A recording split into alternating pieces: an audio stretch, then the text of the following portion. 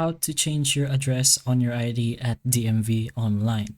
So this pretty much depends on what state you are. So you're gonna have to go to your preferred browser and search for something like this, which is to change DMV ID address. So particularly it should search up a DMV from whatever address you're currently in and whatever state you're in, and just go ahead and choose for that and make sure the website is official. You should be able to find that out.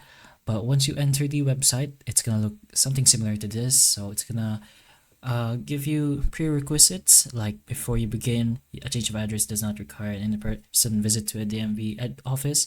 Have your old and new address handy or ready, apparently.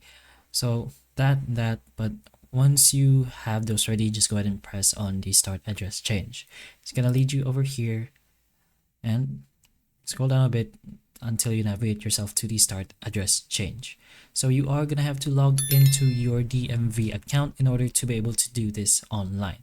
And once you're logged in and you press on the start address change, it will directly lead you to the page where you can set up your new address.